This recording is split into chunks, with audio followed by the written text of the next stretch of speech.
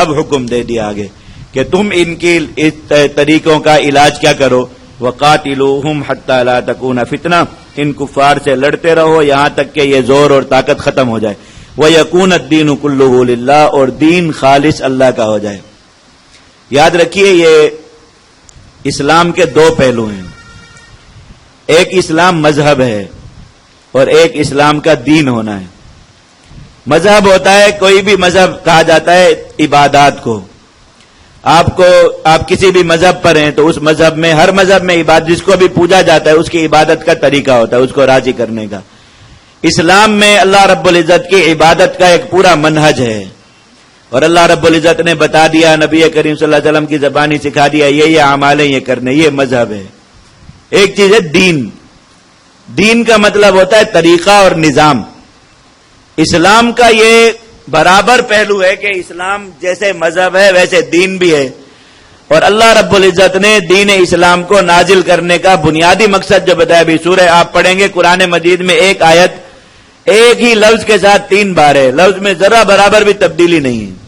سورۃ التوبہ میں، پھر سورۃ الفتح میں، اور پھر سورۃ الصف میں۔ اللہ تعالیٰ نے فرمایا کہ ہم نے دین اس لیے نازل میں لِیُظْہِرَہُ عَلَى الدِّینِ کُلِّہ، یہ نہیں فرمایا کہ دین اسلام اس لیے نازل کیا تاکہ باقی سارے مذاہب ختم کر دیے جائیں، اور یہ میں نے آپ بتایا تھا کہ اسلام دیگر مذاہب کو ختم نہیں کرتا۔ اسلام نے نبی کریم صلی اللہ علیہ وسلم کے زمانے سے لے کر آج تک کسی مذہب کو بھی ختم نہیں کیا۔ ایسا نہیں ہوا کہ دنیا سے سارے مشرکین کو مٹا دیا، ایسا نہیں ہوا کہ یہود کو مٹا دیا، ایسا نہیں ہوا کہ نصرانیت کو مٹا دیا۔ مذہب کی حیثیت سے ان کو باقی رہنے کی اجازت ہے کہ اگر کوئی اپنے اسی مذہب پر رہنا چاہے، نصرانیت کے مطابق عبادت کرنا چاہے، اسے اس کی عبادت گاہ بھی دے دی جائے، عبادت کی رخصت بھی دے دی جائے، سب کچھ اس کو دے دیا جائے۔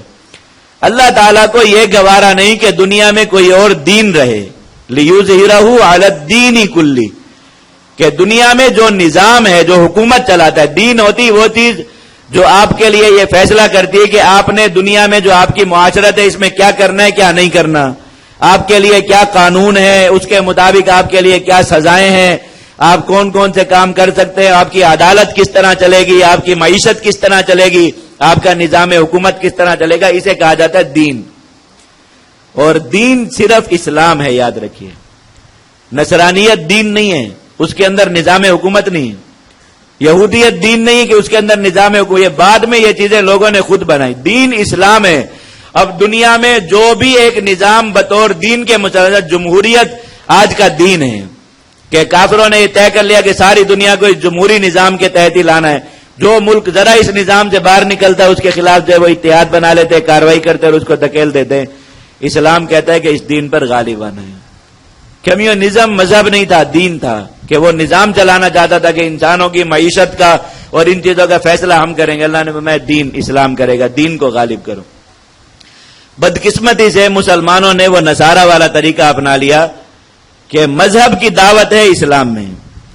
آپ کو اعمال کی طرف بلایا جا رہا ہے، اور اعمال کی اہمیت، ان کی حیثیت آپ کے دل و دماغ میں بٹھائی جا رہی ہے، ان کے فضائل آپ کو بتایا جا رہے سب کچھ، لیکن آپ کو دین سے بیگانہ کیا جا رہا ہے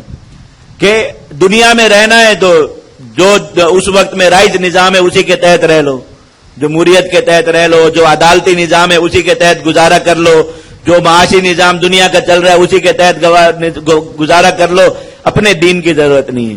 تو مسلمان گویا اسلام کے ایک پہلو پر عامل ہیں اور دوسرے پہلو کو بالکل بند کرتے چلے جا رہے ہیں کہ بحیثیت دین اسلام، بحیثیت مذہب تو اسلام کی فکر ہے کہ بحیثیت مذہب اسلام ہماری زندگیوں میں بھی آ جائے، ہم نمازی بن جائیں، روزے رکھنے والے بن جائیں، نوافل اعمال جو ہیں بڑے فضائل والے ان کی کثرت ہمارے اندر ہو جائے، سب کچھ ہو جائے، اس کی ہمیں باہمی فکر بھی ہے، اور ہم کفار کو بھی مذہب اسلام کی طرف بلا رہے ہیں، انہیں کہہ رہے ہیں کہ آپ کا نظام آپ نے جو رکھنا ہے رکھے، آپ کلمہ پڑھیے، نماز پڑھیے، بس کام پورا ہو گیا آپ کا۔ اصل دعوت کس چیز کی طرف ہے؟ دین کی طرف۔ آپ کو اپنے مذہب پر رہنا رہیے، لیکن دین کیا چلے گا دنیا میں؟ آپ کے باہمی فیصلے بھی کون کرے گا؟ اسلام کرے گا۔ آپ کو عدالت جو آنا پڑے گا، اسلامی عدالت میں آ کے آپ نے فیصلے کرانا پڑیں گے۔ مذہب دنیا میں سارے باقی رہیں، لیکن میں یکون الدین کلہ للہ، نظام دنیا میں صرف کون سا ہو؟ اسلام کا۔ اللہ رب العزت نے یہ لازم فرمایا کہ اس وقت تک قتال کرو جب تک یہ نہ ہو جائے۔ اب آپ خود سوچئے ذرا مسلمانوں میں کس سطح پر یہ دعوت چلتی ہے کہ بحیثیت دین دنیا میں اسلام کے ساتھ جو کچھ ہو رہا ہے وہ ہوتا رہے، بس بحیثیت مذہب کے اسلام ہماری زندگیوں میں آ جائے تو ہم کامیاب ہو گئے، ایسا نہیں ہے۔ اللہ رب العزت نے قرآن مجید میں جگہ جگہ یہ بتایا کہ اسلام دنیا میں اس لیے آیا لیظہرہ علی الدین کلہ، جب تک اسلام سارے ادیان یعنی نظاموں کو توڑ کر ان پر غالب نہیں آ جاتا۔ آپ نے اسلام کی بعثت کا مقصد پورا نہیں کیا، یاد رکھیے۔ مذہب کی حیثیت سے اسلام کی الگ حیثیت ہے، دین کی حیثیت ہے، اور مسلمان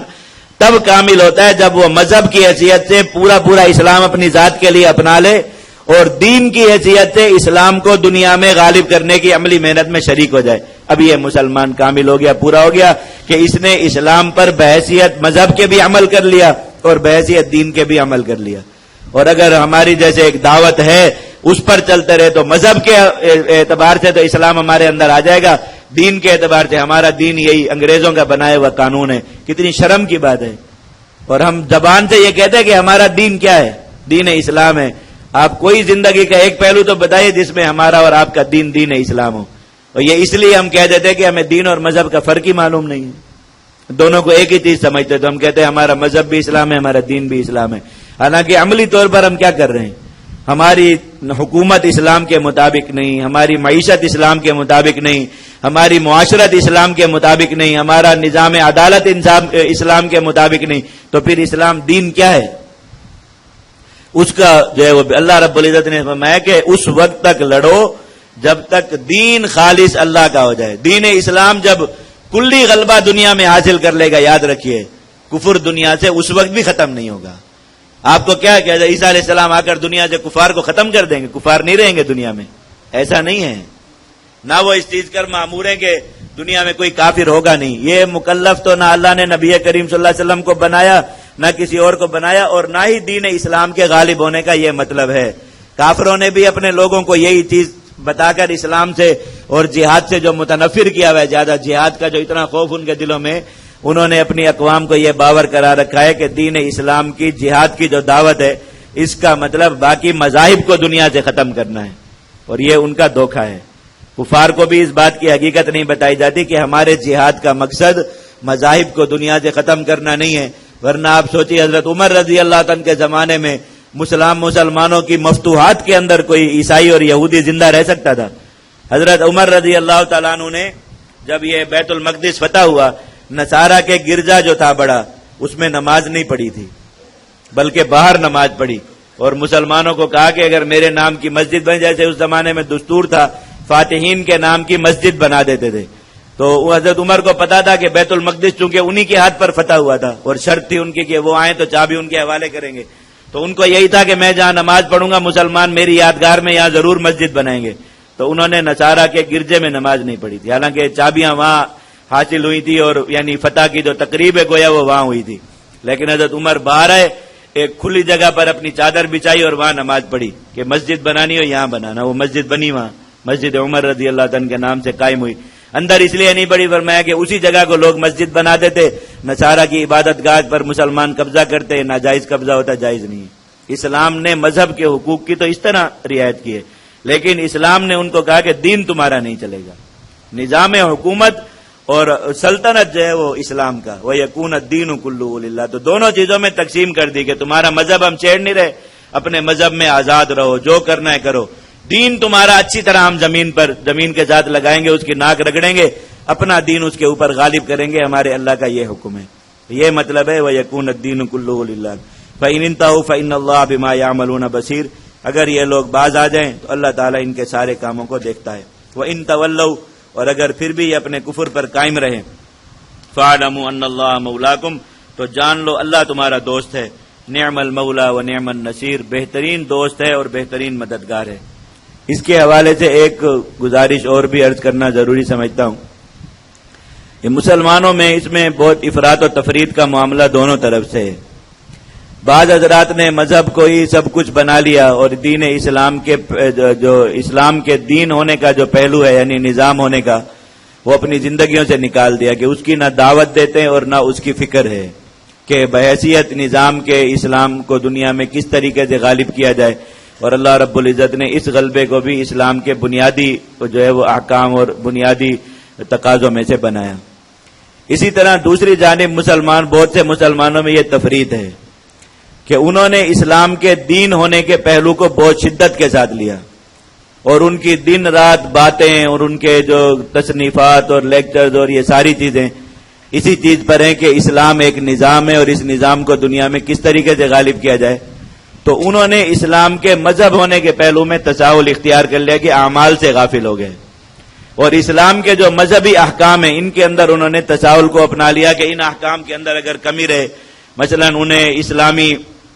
طرز زندگی اختیار کرنے کی زیادہ فکر نہیں، اسلامی شکل و صورت اختیار کرنے کی زیادہ فکر نہیں، اسلامی لباس اختیار کرنے کی فکر نہیں، اور وہ اس میں وسعت ہے کہ جس طرح کا لباس وقت زمانے کی ضرورت ہو اختیار کیا جائے، جس طرح کی شکل و صورت زمانے کی ضرورت ہے اختیار کر لی جائے۔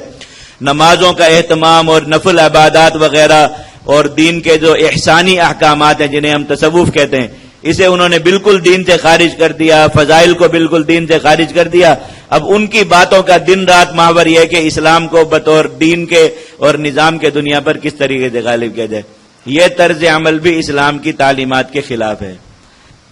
اسلام نے دونوں پہلوؤں سے محنت کی، اور ایک مسلمان کی پہلی ذمہ داری بحیثیت مذہب کے اسلام کو اپنانا ہے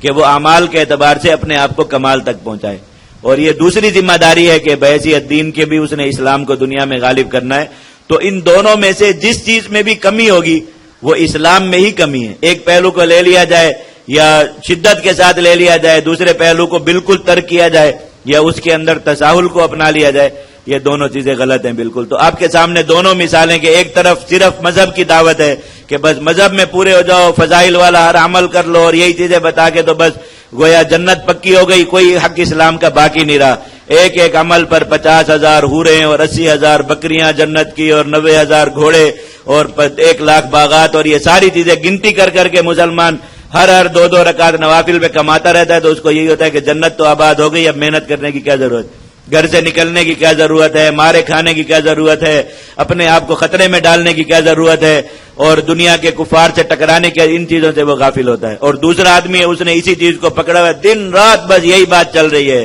دین کیسے غالب ہو، دین، اور مذہب کے حوالے سے بالکل نہ نمازوں کی فکر ہے، پروگرام ہو رہے تو اس میں نمازیں جا رہی ہیں، ہر طرح کے جو منکرات پروگراموں میں ہر چیز میں چل رہے ہیں، ناچ گانا بھی چل رہا ہے، شرعی لباس کی کوئی فکر نہیں ہے، شرعی احکام اور اعمال کی کوئی فکر نہیں ہے، اور بات یہ ہے کہ اسلام کو بطور دین کے دنیا میں غالب، آپ جب تک اسلام کو بطور مذہب کے اپنی ذات پر حاوی نہیں کر سکے، بطور دین کے دنیا پر اس کو حاوی کس طریقے سے کر سکتے؟ اپنے آپ کو آپ اسلام کے احکام پر نہیں چلا سکے کہ بحیثیت فرد آپ جن احکام کے مکلف تھے، تو دنیا کو بحیثیت جو ہے وہ معاشرے کے آپ اسلام کے احکام پر کس طریقے سے چلا سکتے؟ تو یہ دونوں چیزیں بے عملی کا حصہ ہیں۔ ایک کامل مسلمان اور ایک کامل جماعت مسلمانوں کی وہ ہے جو اسلام کے مذہب ہونے کے پہلو کی بھی پوری محنت کرے، اپنے کارکنوں میں اقامت صلاۃ، اعمال کا شوق، استغفار، اللہ کے قریب کرنے والے اعمال کی طرف جو ہے وہ سنت، و نبی کریم صلی اللہ علیہ وسلم کی متروک سنتیں، ایسے مسواک ہے۔ اب یہ اتنی بڑی اہمیت والی سنت ہے، جس جماعت کے اندر اس کی دعوت موجود نہ ہو یا اس کی اہمیت کم ہو، وہ جماعت کبھی بھی کامل اسلامی جماعت نہیں ہو سکتی، یاد رکھیں۔ لیکن لوگ کتنا حق، ایک طرف جو ہے وہ سارا زور مسواک پر ہے کہ تلوار ہونا ہو لیکن مسواک ضرور ہونا چاہیے، اور ایک طرف یہ کہ ٹوتھ پیسٹ بھی ہو گیا تو مسواک ہو گیا اور سب کچھ ہو گیا تو اس کی طرف بالکل، بلکہ ایسی سنتوں کو نعوذ باللہ ایسے لوگ حقارت کی نگاہ سے دیکھتے ہیں۔ اللہ کے نبی صلی اللہ علیہ وسلم کے لباس کی سنتیں ہیں، اللہ کے نبی صلی اللہ علیہ وسلم کے گھریلو معاملات کی سنتیں، ایسے لوگ نعوذ باللہ حقارت کی نظر سے دیکھتے ہیں جو دن رات دین اسلام دین اسلام دین اسلام دین اسلام کا پرچار کرتے رہتے۔ یہ کامل جماعت مسلمانوں کی وہ ہے جو اپنے کارکنوں میں، اپنے متبعین میں، اپنے منتسبین میں مذہب کی بھی پوری محنت کرے، ایک ایک عمل کے ساتھ ان کو جوڑے، ایک ایک فضیلت کے ساتھ ان کو جوڑے، اللہ کے نبی صلی اللہ علیہ وسلم کی ایک ایک سنت کے ساتھ ان کو جوڑے، اور اس جماعت کے اندر اسلام کے دین ہونے اور بحیثیت دین اس کو دنیا میں غالب کرنے کا درد بھی موجود ہو کہ وہ اس کے لیے عملی قربانی اللہ کے حضور پیش کرے، جو طریقہ اللہ نے بتایا۔ یہ مسلمانوں کی کامل جماعت ہوتی ہے۔